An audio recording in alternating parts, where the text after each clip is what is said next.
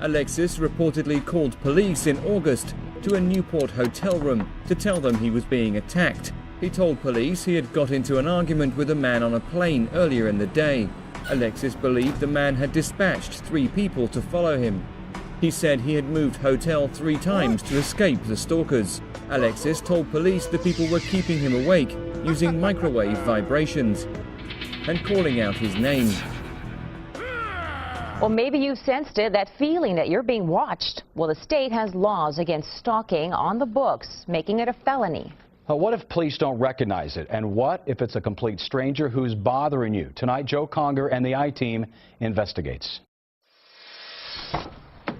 Cynthia Verbeff is moving.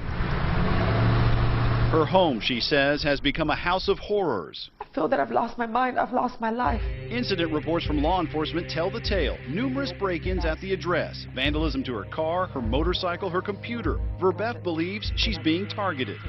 In 1903, Madame Curie won the Nobel Prize for her pioneering work on radioactivity, which she mistakenly considered harmless to humans. We now know that her premature death from a rare blood disease was directly related to her exposure to radiation. Lead was a common ingredient in house paint and other household items, until scientists fully understood the deadly effects of lead poisoning.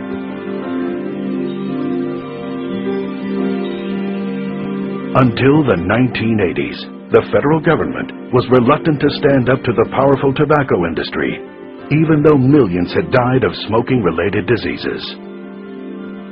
Let's face it, sometimes we're slow to recognize danger when it's not painfully obvious, and the government is reluctant to take action even after the danger is exposed. Unfortunately, many people suffer and die before we eventually get around to dealing with many potential risks. And in spite of the fact that we have curtailed smoking, regulated harmful pesticides in agriculture, reduced the kind of chemicals we use in food and household products, decreased dangerous toxins that pollute our air, many diseases are on the rise, including Parkinson's, Alzheimer's, and some forms of cancer. Why? Well, many scientists believe we're under assault by another form of common pollution we may have underestimated. Invisible, odorless, silent, and potentially deadly. This form of pollution is everywhere. You can't escape it. Electromagnetic frequencies, EMFs, produced by most electrical devices, appliances, and the high-voltage power lines that surround us. Electromagnetic radiation, emitted by most wireless devices, and microwaves, the same energy frequencies we use to cook food in microwave ovens. But your microwave oven isn't the only source of pulsing microwave radiation that assaults you every second of every day. Television, telephone, and computer signals are transmitted by microwaves. Even some automatic garage door openers use microwaves to operate.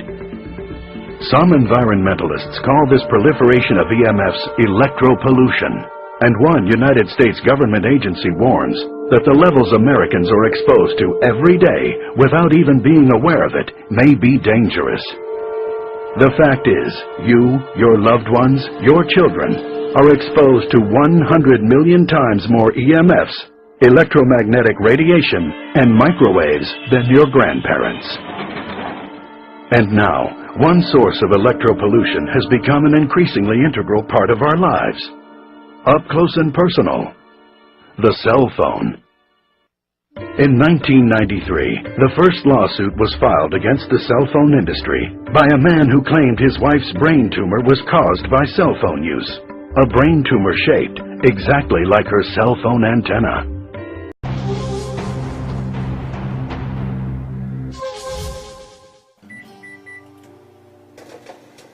Something surrounds you, bombards you, some of which you can't see, touch, or even feel.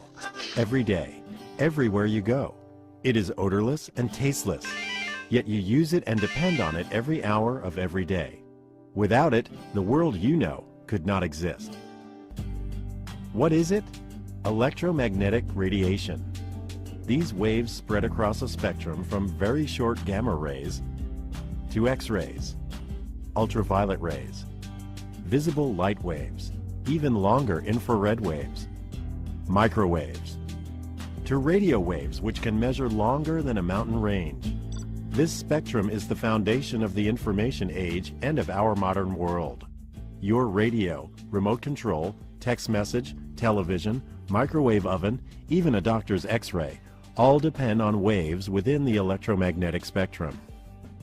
Is rolling out powerful 5G technology throughout the United States. However, some studies show a link between cell phone radiation and cancer. Dan Cohen has the story. The race is on among cell phone providers to upgrade to 5th generation wireless technology, or 5G. That would require installation of new equipment across the U.S., a gargantuan effort every wireless company is already working on individually. 5G uses high-frequency waves that support faster speeds but don't travel as far, requiring a network of antennas built in closer proximity than the existing infrastructure. Wireless companies plan to use light poles, streetlights, anything to minimize their expenses. But health experts worry about potential risks associated with exposure to radiation from cell phone antennas. Cell phones emit low levels of radio frequency energy, or RF. In 2011, the International Agency for Research on Cancer identified RF fields as, quote, possibly carcinogenic to humans. A study in Sweden found that Swedes who talked over cell or wireless phones for over 25 years were at 3 times the risk of developing glioma, a brain. AT&T is the nation's fastest 3G network, so you can download faster on your smartphone than Verizon. With 4G from Sprint, I can download files up to 10 times faster than 3G. Upload 10 photos in a minute. Verizon 4G LTE.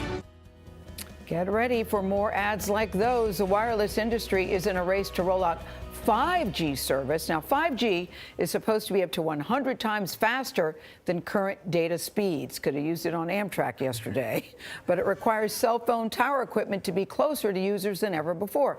And that is causing outrage and alarm in some neighborhoods as antennas go up around the homes.